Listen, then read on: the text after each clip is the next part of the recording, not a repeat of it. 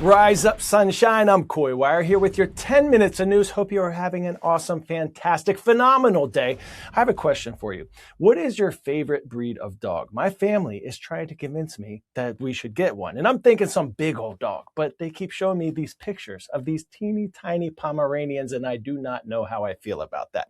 Anyways, I was just thinking about this because our lead story today is about a breed of robot dogs. Now, we've shown you a lot of videos of robo dogs being introduced at tech shows or being tested in the lab, but today we're getting a look at a new fleet being put into action in the real world, working in forests. This pack is heading out into the wilderness using cameras and lasers to map trees in ways humans maybe never could. Here's how the Oxford Robotics Institute is giving forest management a whole new perspective.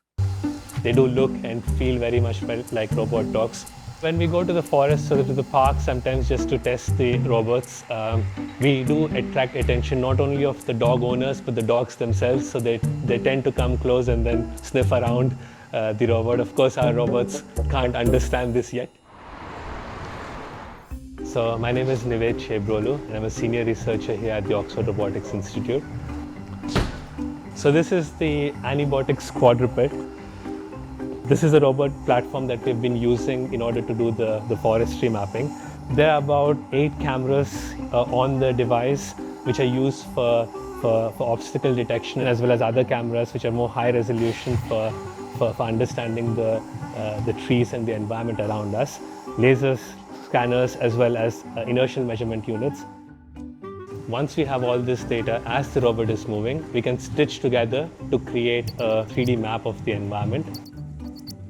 So the goal of the DigiForest project was to build digital models of forests using cameras and lasers on a variety of different robot platforms. So with more detailed reconstructions of the forest, we're able to more quickly identify when there is maybe disease, or whether a tree is damaged or could be helped, or whether it could be harvested for its wood. Forest management has used measuring tapes for over 100 years, and this use of quadruped robots will transform the way it's carried out.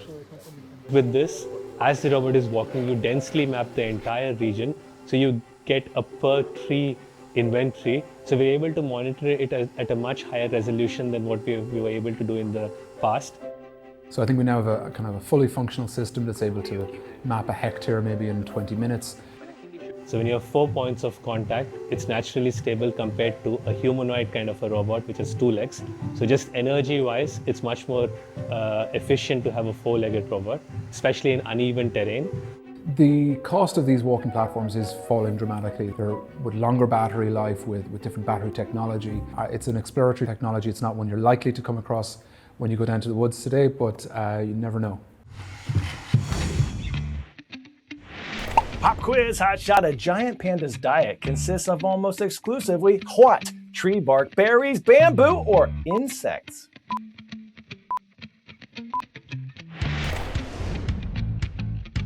There is no bamboozling you if you said bamboo. Pandas spend up to 16 hours a day feasting on the woody grass. A full-grown panda can eat up to 100 pounds of bamboo per day. For the first time in decades, there are no giant pandas in Japan. The last pair were sent back to their ancestral home in China. The twin pandas were born in Tokyo, but under Beijing's long-running panda diplomacy program, they still belong to China, and the agreement to send them back reached its deadline. Crowds gathered at the Tokyo Zoo to bid farewell to a pair of 4-year-old pandas last week. CNN's Hanako Montgomery reports. For the first time in half a century, Japan will be panda-less, as its last 2 cubs, Xiao Xiao and Lele, are leaving for China. I'm really sad. We always said, there's a panda here, so we'll get to see it sometime. And then this happened. I wish I'd come more often. News of the twins' departure has drawn fans from across the country, some waiting hours for a final glimpse. Though they were born in Tokyo in 2021, the cubs were always meant to return this year to their motherland, which loans the bears as goodwill ambassadors and to strengthen trade ties. But as tensions between Japan and China deepen, prospects for another panda loan seem increasingly far-fetched. It feels like such a cute, innocent animal is being used as a trump card or weapon. Relations between the two countries are at their lowest point in years, after Japan's Prime Minister Sanae Takaichi said in Parliament that a Chinese invasion of Taiwan could trigger a Japanese military response. China, which claims Taiwan as its own, considers the issue a red line and has responded with a flurry of economic pressure tactics, like cutting flights, warning citizens against traveling to Japan, and suspending seafood imports. Now the Panda's departure, though pre-planned, feels like yet another blow. Honestly, at the operational level, we don't know if we'll get more pandas, but we hope to continue working with China on conservation and breeding research in the future. Japan first welcomed pandas in 1972 to mark the normalization of ties with China. What followed was decades of panda fever, with a zoo's surrounding neighborhood transformed by tourism and panda-themed merchandise. Tens of millions of dollars are generated each year from the panda economy, according to one economist's estimates.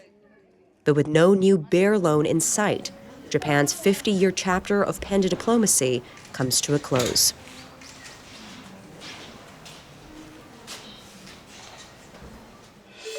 It's time for a Did You Know? Even though giant pandas eat a prolific amount of bamboo, they can only digest about 17% of it. That is because, despite evolving to be herbivores, they've retained a short digestive tract normally seen in carnivores. This, combined with a fiber-rich diet, means pandas are prodigious producers of excrement. An adult panda can go number 2 up to 100 times a day, producing dozens of pounds of waste. Talk about Kung Fu Panda. And that's not their only bizarre bathroom habit. Get this, pandas are also known to urinate while doing a handstand. Yes, this is true. Scientists say the unusual act is actually a technique to mark their territory. The higher the mark, the bigger the panda. Do not try this at home. Positively enlightening stuff. And teachers, I am sorry for any pandemonium the potty talk have caused.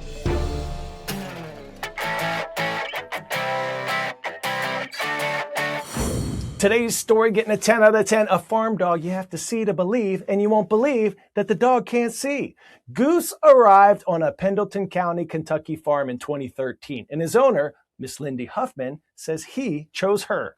He was the very first puppy that came and ran up to me, and he snatched the harness out of my hands and took off with it, and I think in that moment I knew that he was mine, and I was his. So he kind of chose me in that moment. For more than a decade, Goose has done it all, bringing in cattle, helping during planting season, and keeping a close eye on the greenhouse. That dedication is now earning Goose national attention as one of 3 finalists for the People's Choice Pup Award. He's been getting a lot of traction. It's not going to his head too bad. Now, listen to this. In 2021, Goose was dealing with glaucoma, which began to take his eyesight, forcing Lindy and her husband to make a difficult decision to remove his eyes. We were worried, is he still going to love the same? Is he still going to adventure the same? Is he still going to, farm the same? We'll let Goose show you how it's done. The farm dog phenom still knows his way down the gravel path, knows the pasture, and how to get to the red barn, ready for another day of work. Goose is a living testimony that losing something doesn't mean losing your way. The important thing is to do your best to keep moving forward. All right, superstars, a couple shout outs for you before I send you on your way. First up, Mr. Washington at Riverdale High School in Riverdale, Georgia. Thank you for continuing your family's legacy of teaching, and go Raiders. And this shout out goes to Mr. Lytle at Meadow Park Middle School in Beaverton, Oregon. Thank you for the kind emails from your students. Rise up. It is almost Friday, everyone, so go out, spread some joy, be a spark of joy, be a spark of kindness, and I'll see you right back here tomorrow. I'm Coy Wire, and we are CNN 10.